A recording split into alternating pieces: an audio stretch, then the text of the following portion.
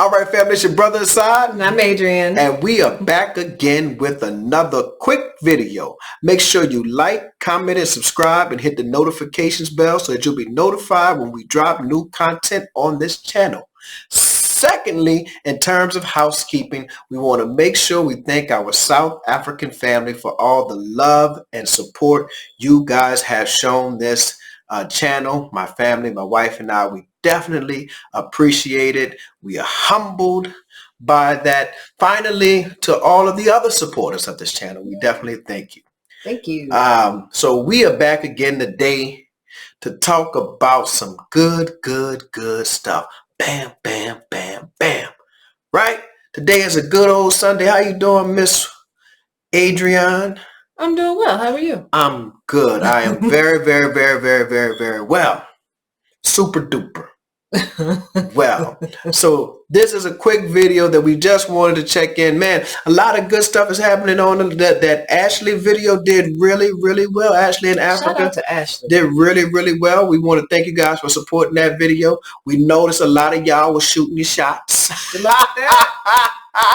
Them long distance shots, them Steph Curry shots. And then the video with Brother Greg, we want to thank you guys for supporting that. Man, did I tell y'all the story behind Greg? I think you did, huh? I think I told it on the live stream, but I wanted to tell it here on the video that Greg, when we got off of the interview, right? I talked about this place that we had found, and I was just asking him about the neighborhood, about the area, you know? And he said, brother, I would do better than that. I don't want to just tell you about the area. I will go and see the apartment itself and let you know. And yeah, so he actually met the real estate agent for us, right? That was nice. That, you know, they say Greg, it's hard to find a good woman or a good man. I say it's hard to find good people, but Greg is a good person. Yes. Greg is a good person. Thank you, Greg. Thank you for that. We appreciate that, you know. And guess what? He did it, but there were other people who offered. You know, Brother Asad in the email, Brother Asad, I can do this for you. Brother Asad, I can go look at this place for you if you need be. Or my cousin, my friend, my associate, my colleague, they are a real estate agent. They, you know, they have these great places, man. Sister Kaya from Philly, I think she hooked us up with a real estate agent. Oh, that's Ashley hooked us up with a real estate. Several other people hooked us up, you know, introduced us or whatever have you. So we just really thank just everybody. Thank you. Thank you. You know, and we are so excited about this March trip. Lord have mercy. We are ready to get to South Africa. Man, y'all know how ready I am to get out of the United States. And with that being said, today we're going to talk about not three, maybe 3 or 4, right? Or more. Right.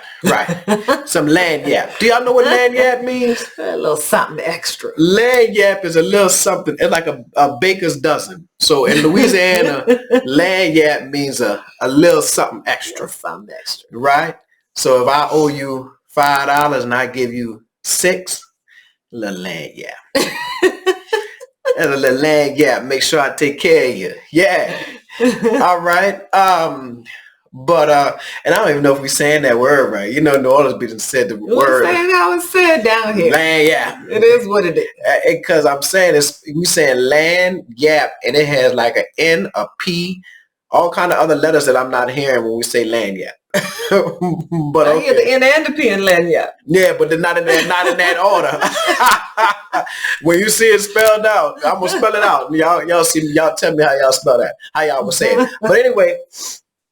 So some things that you need that Black Americans, African Americans may want to consider and do and investigate before they make the transition to South Africa and or the continent in general. And I really think some of these things are applicable to anywhere you leave when you leave outside of the United States. When you leave home. When you leave home. There's some things that you may want to consider. Not that you shouldn't do it, but before you do it, you want to make sure these things are done. Right. Right? So number one for me, now this may not be Adrian's number one, but number one for me is make sure, wait till I get my money right. Gotta get your money right. You gotta get that money right. You have to get some money. Yeah. Y'all, I'm gonna take 10,000 and wing it. That might, who knows? Some people might work it out. No, I'm not playing like that. Get you some money. Gamble. Yeah. What get you some money. Like, get you some money. I don't have any more for you. Get you some money. Make sure you a year's worth of living expenses. And I don't know. Make sure you have a year's. See, here's what I think about. You want to make sure you have a year's worth of living expenses in the country that you plan to move to, South Africa, Tanzania, Ghana. But you also want to have enough money that if things turn out bad and for some reason you need to get back to the United States, you still want about a good 6 months or 7 months worth of savings, that because you may get here and may not be able to find a job right away. Right. You may not be able to find employment. So you want to make sure you have that cushion because you don't want to struggle in South Africa. Right? You don't want to struggle in Tanzania. You don't want to struggle in Ghana. And you don't want to fly back to the United States and struggle. Right? Listen, the key word here is struggle. Ain't nobody trying to do that. Ain't you tired of struggling? Ghana or Tanzania doesn't make the struggle more glamorous. No. The struggle is real no matter where you are. And they lied to you. Ain't nothing beautiful about the struggle. They lied to you. Them people lied to you. They told you it was something beautiful about the struggle to make you feel comfortable with it. Ain't nothing good about struggling. Starving ain't teach me nothing other than the fact that I don't want to starve. That's it. That's all. Visit until you get your money right. Get your money right. Back and forth, but get your money right. And in this world of virtual employment, prior to COVID in the United States, 1 out of 67 jobs were virtual. Now 1 out of 6, or was it 1 out of 7? I think 7. 1 out of 7 jobs are now virtual.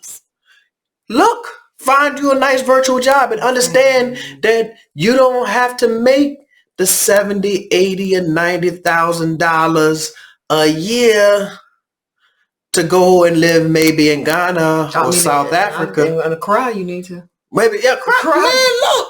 Buku expensive, okay? Big facts.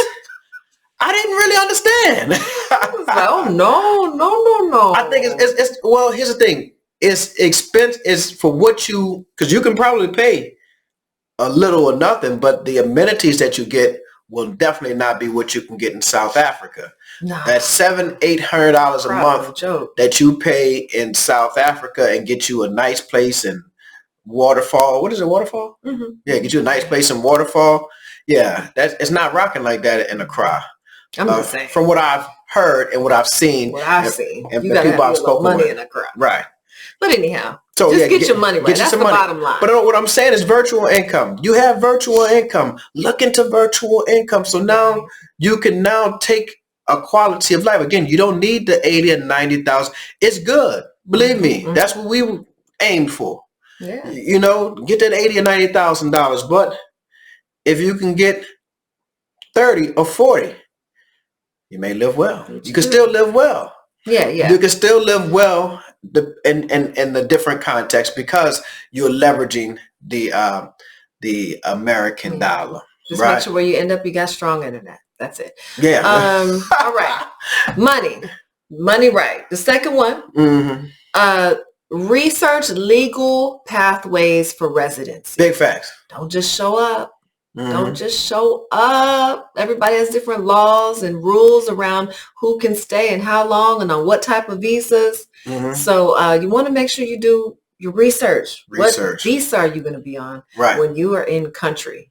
So how long does that last? For South Africa in particular, those who are interested, I would suggest that you research like the critical skills visa. If you're a young kind of working professional. Yeah. If you are, I'm sorry about that, camera fell out, but if you are kind of like a older person seeking retirement, then, there is the retirement visa, right? But, and there's the business visa. I think you have to invest like 5 million rand into the South African economy, or prove that you have 5 million rand, which is what? I don't know. Watch this. What about Hey, Google. What is 5 million rand in US dollars? 5 million South African about 331,000 dollars. So to prove that you got about $300,000 to invest in South Africa, so you can look into the business visa, the retirement visa. I think you have to have about 37,000 rand from either like a retirement annuity, 401k plan is paying your rental income, right? Then there is the critical skills visa. Now there is an old list that's out, that's circulating. That is still, well, that's the official list right now. Then last year sometime they put out a new list that has not officially been adopted. So there are some changes to it, right? On the horizon. So look for both of them and see what kind of skills. This is for South Africa specific, right? Now, and look at the critical skills and see what now there's a process. You got to go through SACWA if you are trying to apply, I guess, for a PhD or for certain degree qualifications or whatever have you. But I would suggest you reach out to, there's hundreds of immigration people working in South Africa, right? Companies. Look for reputable ones with, reviews, star ratings. Call and ask them. Read the reviews, see what the people say or whatever have you, and you can get a feel for it. I mean, this is 2022. Yeah, we know how to read reviews, and we know how important it is to kind of do a little bit of investigation. Now, in Tanzania, it's different. I heard you can go to Tanzania on a what? On like a multiple entry visa. A multiple entry visa. So maybe you don't have to concern yourself so much with, with that. Yeah, I think so much time you got to leave and then come back in and stuff like that. Maybe that's good for up to a year. I know you can start, like for instance, Rwanda, you can start a business online. True. And so there's different visas for different countries, but know your situation. Know how you're going to get there and be there and not break any laws. Big facts. I think after this, we need to talk a little bit about soft skills. I really want to get into it. Mentally and emotionally prepare yourself. Yes. To relocate your life to a new country and culture. It's going to require, and we're doing the work now ourselves, a lot of inventory, investigation, and interrogation of self. Right? Are you prepared before intention? Oh, we got all kind of eyes. All kind of, we got the whole I section of the Websters. But so are you doing the type of work that you need to do internally? That's another I. To prepare yourself to be in a new context. And here's what I mean. Now, Adrian may have some other insights on this, but here's what I mean. There is a lot of trauma that we have experienced as African Americans in the United States. There's a lot of trauma, and it's not only like individual personalized trauma. It is generational, cultural and communal trauma, right? That we have made into sometimes part of our culture. And so we want to be very careful not to transport that trauma into a new cultural context. And I have to check myself. See, this is not about anybody else. I'm honest with you. Y'all, we family now. We family. We cousins. So I have to be honest. So here, I have to check myself about the trauma that I'm transporting. What do I mean? So I walk down the street in New Orleans. I'm downtown on Canal Street or something, and I see a group of young black men. Now you may say Doc, that sounds like self-hate. No, they got AK-47s, a lot of them. And don't ask me how I know. I used to be one, right? So what I'm saying is I'm not nervous, but I'm hyper aware of their presence because I don't know, are they trying to rob me? Or are they just going on about their business? Right. You know what I'm saying? And this is the type of awareness that I have to have when I'm in this environment. Now, when we're in South Africa, it's different. Now, I know there's crime in South Africa. I know somebody, I need to be aware, period. You just need to be aware of your surroundings and look at, hey, he look kind of suspicious or whatever have you. However, the same type of, because it's a young black male, you know what I'm saying? And it's a group of young black males. Johannesburg is what, 80, 90% black? You're going to find a whole bunch of groups of black males, right? So I can't bring that type of trauma and assume that there's a whole bunch of black males that somehow is going to be, a bad situation. That it's going to turn out that I'm going to be victimized or somebody's going to try to rob me or whatever have you. You see what I'm saying? So, and again, that's part of the trauma that we have experienced here. And we need to make sure that we don't bring that trauma there. That makes sense? Yeah. Okay. Yeah. All right. Now, what are you talking about? Just from my own experience, I would say it's important to practice solitude a little bit. Get comfortable with being with yourself, especially if you're going to move alone. Yeah. Especially if you're going to because there's going to be some moments of isolation. True that. Where you're not going to have friends around you. You're not necessarily going to have people around you who will understand you or will get your jokes or understand your references from your own culture. So you have to be kind of comfortable with being in solitude, And I would say you need to practice a lot of patience. Again, you're in the back seat. You're in a foreign place. You don't understand everything. And they don't understand you. Sometimes you're going to be speaking to someone, especially if you don't speak the language. Right. They're not going to understand what you're talking about. Sometimes they speak English and don't understand you because difference in accents. Right. And so, or there may be a different way of practicing customer service. True. Might be slower, or maybe someone's not smiling at you, or they're not moving quick enough for you, and that's what you're used to back in the States. You have to be patient. Right. You're not home.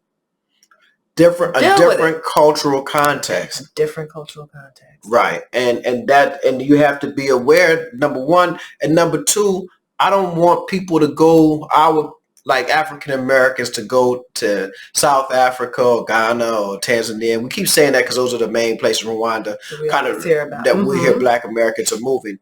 But, everybody may not see you the same or accept you the same. You follow what I'm saying? And don't allow one experience. See, that's the difference. I think, we are spoiled because South Africans are very warm and welcoming. I hear that the Tanzanians are very warm and welcoming. However, I did hear that there's another place. I won't say the name because I don't want to disparage that place. Right? Yeah. People from going there. But I had a conversation with a Black American who has been living there, who said, man, they treat white people better than they treat us. They look at us one way, and then when they see the white people, they go and run and take care of them and kind of make sure that they're well serviced, while we have to ask 2 or 3 different times. And this person was calling me, asking me about South Africa, because they were like, we kind of tired of this place. And, the stuff that they have going on there. So I want us to so this may not necessarily pertain to SA, but we have to be aware when you're going on to the continent, everybody may not accept you. They may accept you as an African. They may accept you as a Black person or whatever have you, but they may not accept you as one of their own, Right. Sister that used to work for us when we had the coffee shop, when she left and went to Ghana, she said this. She said, they knew I was some kind of African, right? But they didn't know what kind of African. They knew I wasn't from Ghana. Right. That's what she said. They knew I wasn't from Ghana, but they assumed because she was Black, that she was from some part of Africa, maybe Congo or whatever have you. So you may get that type of experience, where you're not really fully accepted. But you really get that in the United States. You start moving. You move to New Orleans, and you're not a New Orleanian. You ain't got nobody here that you know. You might not get fully accepted for a while. Right. For a while, it's gonna take you some time before people will be like, "Oh yeah, he or she is one of us." You know what I'm saying? So, I think that type of preparation, knowing, and don't go, as much as my South African family I love and I appreciate y'all, and they'll be like, "Oh, you Zulu." I know I'm not Zulu. We'll give you a Zulu name. I appreciate it. Give me one. Give me one. I appreciate the love. I know it's coming from good places. But at the end of the day, I know that there are some vastly cultural differences between someone who grew up culturally Zulu and a black boy from New Orleans who grew up eating crawfish and crawfish etouffee. You see what I'm saying? Yeah. So I understand that. So I appreciate the love. Right. And I understand that the sentiments are coming from good places. And I believe they're coming from sincere places of love. But I also know, right, that it's just a reality there, that there are going to be some differences. We talk about South Africa and a lot of similarities. That's why we chose, or that's why we feel comfortable in South Africa, because the transition will not be as hard, but it doesn't mean that there won't be those bumps in the road. Yeah. Like it's an easier path to bonding with South Africa. Easier. From the time that I spent in Mali and in Tanzania, I was looked on as a Westerner first. So, I didn't speak the language, like the local languages. I might have spoken like that kind of overall, like colonial type of language, French in Mali, or, English, but they don't really rock that hard with English. In Tanzania, they have a lot of pride in Swahili. Right. So, and I didn't speak that. And so it was a little bit harder to make those relationships. And then, especially in Mali, it takes some getting used to having to sort of haggle for prices at every turn, and knowing that everyone who lays eyes on you is adding up what they about to try to get out of you. And so you walk in with sort of this defensiveness, like, I gotta fight it. Yeah, go ahead. I gotta fight it every turn to get a fair price. So it will wear you down. Yeah. A couple of months of that, I was like, man, I need a break. That's what we love about SA. The prices are already listed. Right. Somebody was saying the one time, they were trying to get y'all because the prices for those rentals were high, and they heard that you were American. No, those prices were listed on Property 24 before we contacted them. Right. You see what I'm saying? So you can negotiate, can negotiate. It's not like at every turn you're going to get a different price. You got to haggle. Right. The grocery store prices are the prices. They're there. You walk into Woolworths. I know you're really bougie Negro. He up there talking about everyday pick people. Another one. Pick and pay. Pick and pay. Pick and pay. The price is the price. The price is there. Mackerel. The price is the price. Right. But here's what I learned about the haggle in different like African nations, or even when we were in Colombia in different places. If you are in a store and they give you one price and you have to negotiate, right? Act like you're going to walk away. If they still say, wait, I'll take blah, blah, blah, blah. Negotiate some more because you're still paying too much. Negotiate some more. And if you can't come, if they're not coming down, act like you're going to walk away again. Now, if they let you walk away, turn around. Because whatever the last price was that y'all was talking about is about the right price. That's the right price. If they keep trying to tell you to come back, it's because they know they're about to get you for way more than what it's really worth. They're about to get you for $10, $15 for this pack of gum. You know what I'm saying? So you got to kind of learn those skills. But who wants to do that? That's not our culture. Right. Our culture is not the haggle. Right. Not for store items. You negotiate house prices, you negotiate car prices. Rarely do you go anywhere and you don't go to a grocery store and negotiate. When you go to a farmer's market, you don't even negotiate with the farmer's market, because if the man who grew the oranges say these oranges are $3 for $1, I'm not playing with you. There's $3 for $1. This is the price. He not finna leave. What? 85 cents. I said these $3 for $1. You don't negotiate. No, that's just not how we get done. You know what I mean? The price is listed, and the price is the price. And today's price is not yet. And today's price is not today's price.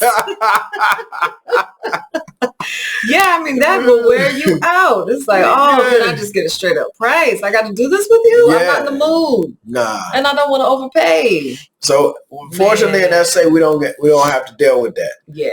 Right. And there were many times when you don't speak the language. Many times when people are speaking their languages, and I can't say, well, wait, can y'all speak English? Because I don't understand.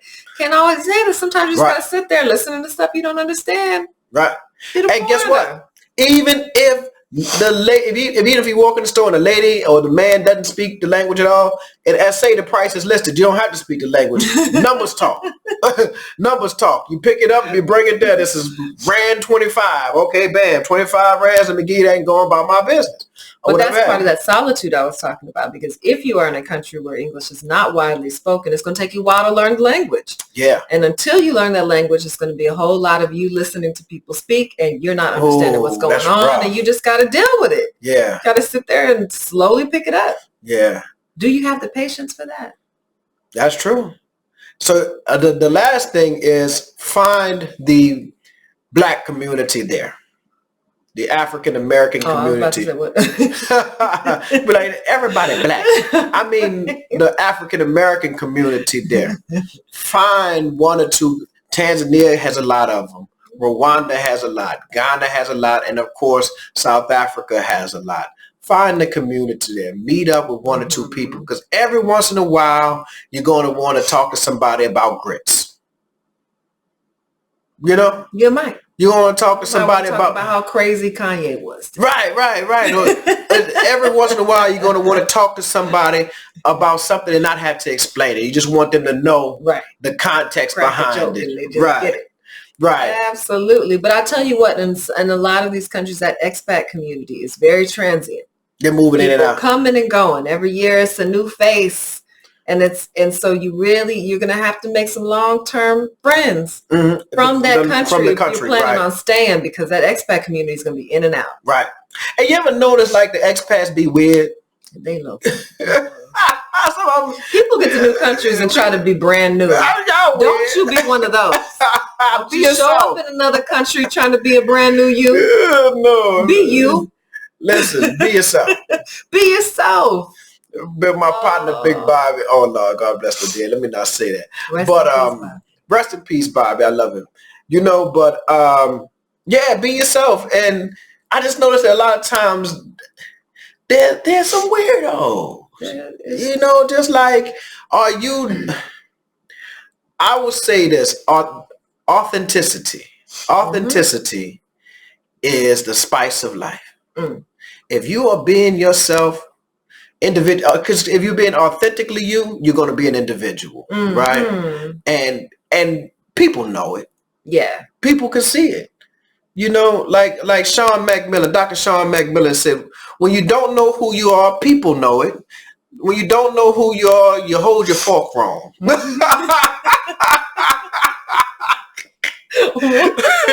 You hold your fork wrong. You walk in the room and people know that you are not who you are presenting. Smell the rat. Yeah. So people know it and they can see it, Yeah. And a gangster told me the fake can't fake real for long. Gangster. And there's an intoxicant that happens when people go to countries where their currency carries. Oh, and man. They all of a sudden start to feel wealthy. Yeah, that's true. Sometimes they let it get to them. That's why they can get a little driver, or they can get someone to come work in their house. And sometimes that gets to people. It changes them. It shows you who you are. And how you act when no one knows you really shows you who you are. That's why I always say this. And if you made it this far, 29 minutes, you're a soldier. Somebody said, look, bro, I done watched all of your videos in one night, all 30 minutes of them. I better be getting some rank. Doc said that. So you're a general. If you done watch more than, 2 videos and they 30 minutes long, you're a general. But here's what I say. Right. I always say, the philosophical musician, Sly Stone, says, everyday people. Why? Because those are the ones who are really going to carry you. And those, to me, let me just say, that's me being authentically me. I don't know if you grew up in the gated community and you came from wealth and you had a lot of money, and when you moved to another country, you want to maintain that life, or maybe you achieved it in the world. I don't know. But for me, I'm an everyday person. I want to be around everyday people. I don't like pretentiousness. So I want to be around everyday people. So when I move to South Africa, I'm not. Yeah, I'm gonna go get in the little gated community. I ain't gonna lie. I'm gonna get a little gated community, but a lot of people are in gated communities though. That's the thing. It's that's the thing. Exceptional. Yeah. Right. That's the thing. But I'm interested in the people. Right. I'm interested in people because and not necessarily lifestyle. You know. Let me just be clear. We doing all right here. If I was interested in lifestyle, I could stay up. Yeah, just keep it at that, and we'll move on. Yeah, family, I love y'all, and we'll be back soon with another video. You caught all that too. We'll be back next time with another video and March Madness. That's what we're gonna call it. We'll be there March. They canceled our flight out the blue, but we'll be there in March 12th to be exact. And we got some folk coming with us. We're not going to sleep. We're going hard. Hard in the paint. Day one to the day we leave. We're going hard. Yeah. We visit the schools. I'm trying to link up with professors. I'm trying to link up with judges. I'm trying to link up with, what else we got to do? Trying to do a meetup. The whole nine. Real estate. All kind of stuff. And get together with some of my people. I need y'all to take me back to Easy. I'm hollering at Easy when I get there. I'm hollering at Henry and Ronaldo and all of my people. Sandili, definitely hollering at Sandili. And we getting together. We linking up. Asha, Miss PLC, I'm gonna call you. You were in Cape Town, I'm gonna holler at you though. All my people, all the other Sandilly, it's about 4 Sandillys. Sandilly must be a popular name, huh? What it mean? It's a nice name. What it mean? I don't know. We're gonna ask Sandilly. Somebody in the comments tell me what Sandilly mean. Nah, it's only gonna be 2 people that's gonna say it because ain't nobody watching. 32 minutes. Anyway, man, we love y'all. Y'all have a good one. Bye.